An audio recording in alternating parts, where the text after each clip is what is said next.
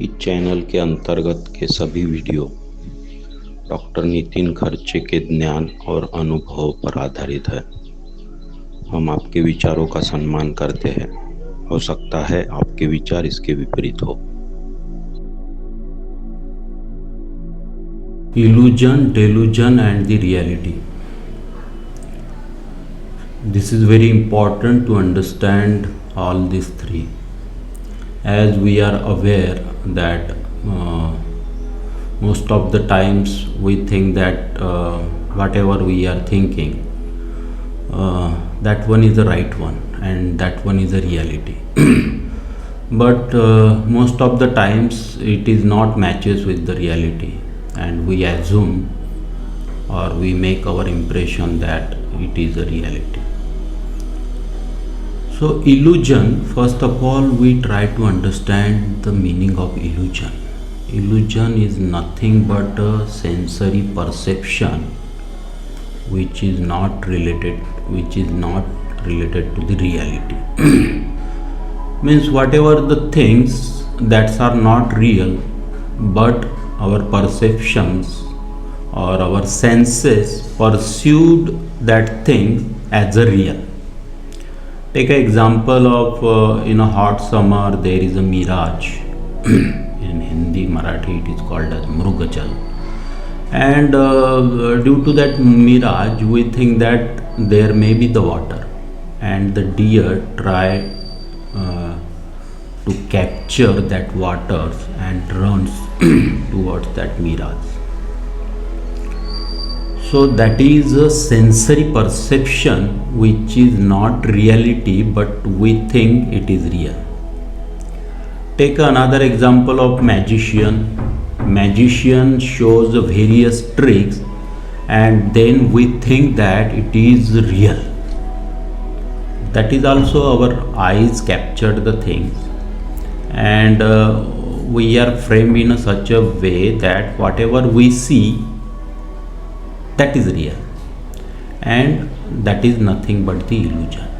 Another example, in movies, the hero and the various action scenes, that is not related to the reality, but our mind hide that things and we think that it is real and we enjoyed that scenes. So that is a illusion. It is very easy to understand the illusion because it is related to our senses, what we see, what we hear, touch, and all these senses gives information, and that pursued information we can analyze very easily. So illusion is very easy to understand. Delusion is very hard. Most of the people, majority of the people are delusionized, but still they don't know they are in delusion. So delusion is very important and we try to understand delusion properly.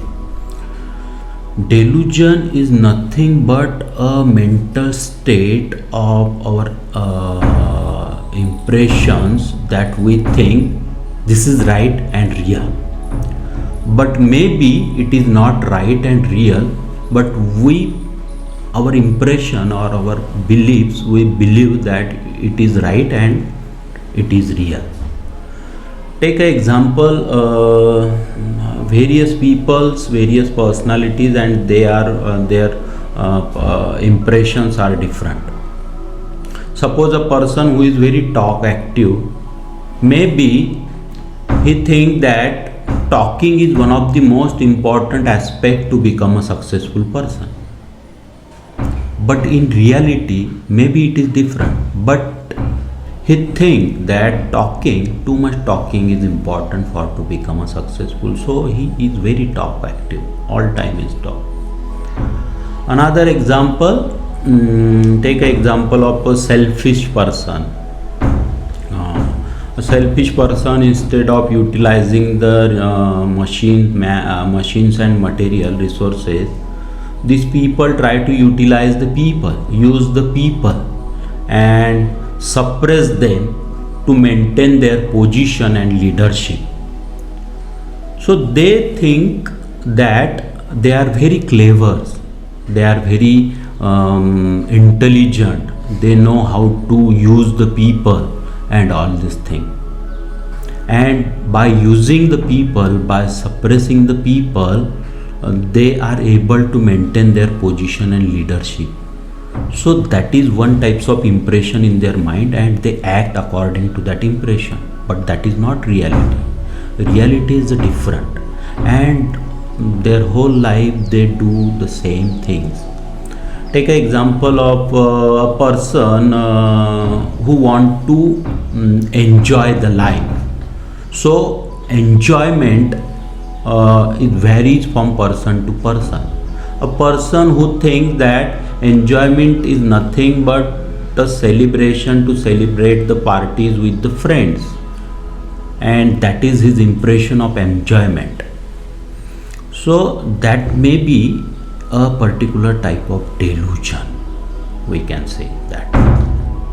Our life is full of that delusion, and what is really a truth or what is really a reality, we think whatever we are thinking is a reality and it is right one and all this thing. That's why we cooked in the vicious circle of our senses and mind, and that's why we are not aware about the reality. But what is reality, and how we come to know that reality? There is only one, we can say the option is available.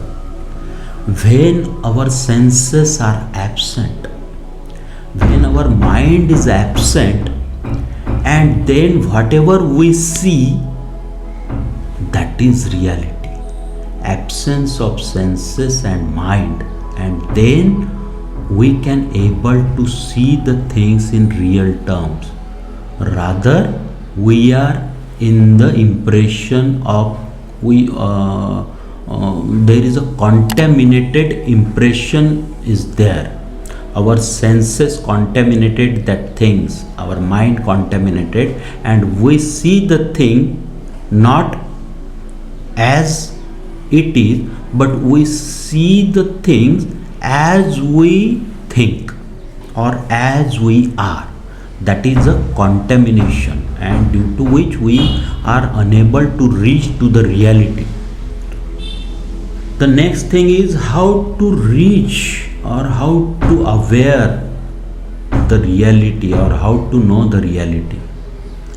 So there are the different ways, tools and techniques and process are there, and all these tools and techniques, there is a foundation, and that foundation is nothing but purity of body and purity of mind, and then only we are able to see the things in their natural form, or we can aware about the reality.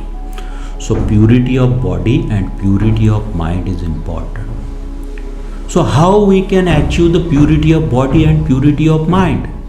So there are the various ways through which we can achieve the purity of body and purity of mind.